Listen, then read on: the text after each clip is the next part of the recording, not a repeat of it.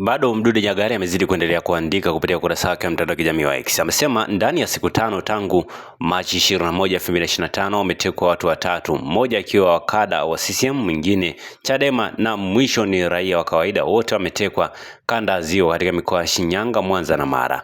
Bado anasisitiza Amiri Jeshi Mkuu Samia Suluhu Hassan ameshindwa kazi, tumfukuze na tuajiri amiri jeshi mwingine atakayekomesha utekaji huu.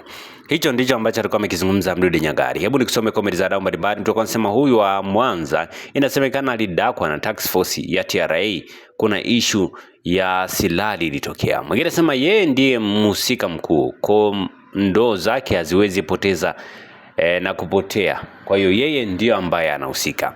Mwingine anasema kwamba nchi iko under ground sana hii. Mwingine anasema hii ni mbaya sana, tuseme no reform no election. Mwingine anasema inaonekana vita ndani kwa ndani kwa walionyoshwa, namna ambavyo amekuwa akihangaika kweli kweli. Mwingine anasema kwamba haya ndiyo yale ambayo tulikuwa tunasema ya Sodoma na Gomora ndiyo yanayokuja. Kwa hiyo hayo ni baadhi ya maoni ya watu, namna ambavyo wametoa maoni yao kuhusiana na kile ambacho kinaendelea.